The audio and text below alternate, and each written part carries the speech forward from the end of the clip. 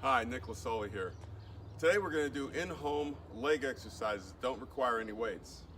Hopefully you did my stretching exercises. That was my last video that I did. You can find it on my YouTube channel or my website if you want to do those now. I always like to do it before I do any exercise. And then there's one stretch I'm going to do now just before the legs start. It's kind of an overall torso and legs exercise. So get a nice wide base with your legs, squat down, and just start turning out like that. Just get the torso starting to rotate. Feel a nice stretch in the upper back. Feel your legs starting to stretch. And then start to go a little lower as you feel looser. Really kind of start reaching out. And then as you get really nice and loose, just give it a nice reach and you go out and lift the heel and really go point and stretch as far as you can. I really love doing these to get started.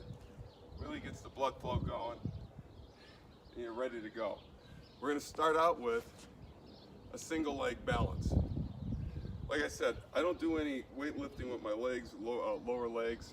I do a little deadlifting, but that really is more in the torso area. But everything else I do without weights. So this is one of the key ones right here. This really gets the calves, the legs in here, but mostly a lot of the lower legs. A lot of people like the calf definition. I got all of that from these exercises. So you can start out with, say, your right foot, and you're just trying to find a balance point. Put your arms out and just see if you can stand like that a little bit. And as you get stable, just put your foot forward, and without putting it down, put it back. That's one rep. So do 8 of those. You can always see even my leg wobbling. And if you just started these, you might already have to put your foot down. It's okay. Your stabilizers, your small muscles in your body are getting strengthened right now. And that will help you balance better in the future.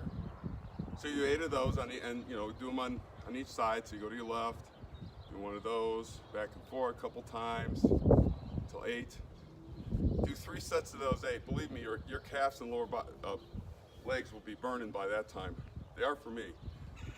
When you're done with those sets, try this right after the last rep on the last set, whatever side you're on. So if I'm on this side when I finished, I'm going to stay in this position, get my toe down for stabilization. I'm going to put my toe out. I'm going to try to reach down and do a toe touch. You can try a calf touch, a knee touch. I like to go to my middle calf first, and as I feel more balanced, I go down further and try to do 8 of these. So each side, this side and that side, is 1 rep, and do that on both sides. By the time you're done with that, this side right up into your glutes is going to really get worked out. And again, stop where you have to. If you get unbalanced, start over. If you can only do 2 balanced, just do 2. Next time you might be able to do 3. It's not a race. It's really, you want to do this right. You don't want to do them fast. You don't want to do quantity. So right after that, and I'm pretty fatigued after I do full sets of those, I would like to do a lunge. But I like to take whatever your route would be. Just say you're going to do, I don't know, 20 steps worth of lunges. Break those up into 3 segments, and then do a deep squat, then go back to the lunge. Deep squat, back to the lunge, deep squat. I'll show you that. First thing is really important with the lunge. I see a lot of people doing it the wrong way, and they're not really getting anything out of it. So this is the position for the deep squat. You'll notice the knee that's going to go down is back quite a ways. Yet the plant leg, you're trying to keep the knee right over the instep at the worst. You don't want it to get way over. I really try to keep it right over the ankle. And then once it's there, planted, I really just try to come down with my other leg, with my knee as best I can. And then to come up, feel like you're pushing up from the ground through your heel.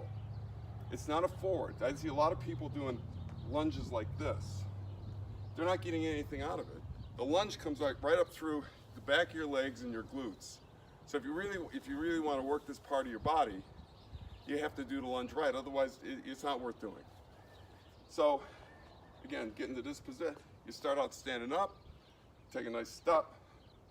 Now I'm planted. I'm going to go down, straight down through my torso as far as I can, and then when I come up, I'm going to come up straight through that heel. I'm going to stand up, and then I'm going to take the next step. So the next step would look like this. I go down, I come up, I take the next step, I go down, I come up. That's what a lunge should look like. So let's just say you picked the kitchen around the, the living room back to down the hallway back to the kitchen as your route, or in your yard, wherever. Break that up into thirds. So if that's 7 steps, I can do actually around a whole track now.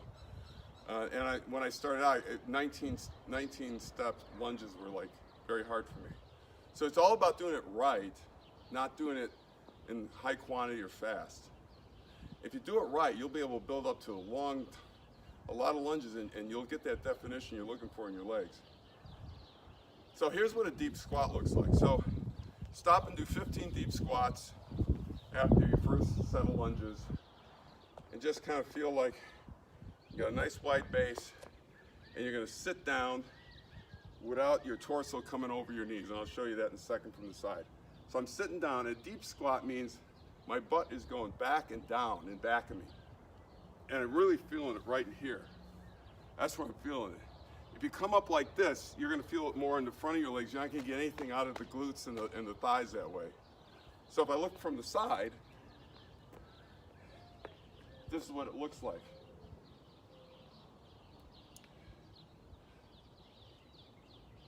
So when I'm coming down, I'm trying to stay back here, and then as I get further down, I try to push the butt out back that way to get further down, and then I come up right through my heels.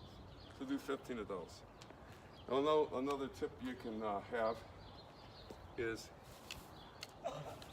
if you want to start with some weight, you can do your lunging. Just grab some water bottles and do your lunges with some extra weight as you progress. So you may take the same distance and add a little weight to it. It might make it a little harder, so you don't have to keep going further and further. Another thing I like to do if I want to add more weight is, all you got to do, get a couple of shopping bags, throw as many water bottles as you want in there, double bag them, put them around my hands like that, and off I go. Now I've got some real extra weight, and I'm doing my lunges with some weight. And when I go to stop my deep squat, I get in this position. Now I'm doing my deep squats with some extra weight.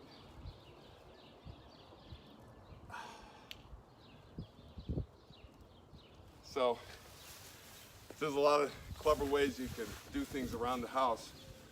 Those are the main exercises that I do for my legs. Anything you see in my legs came from those exercises. Now I have variations of those, and I'll be doing more videos like this. I want to do some upper body next, in-home upper body. And so I hope you enjoyed this. I hope you got something out of it, and we'll see you next time.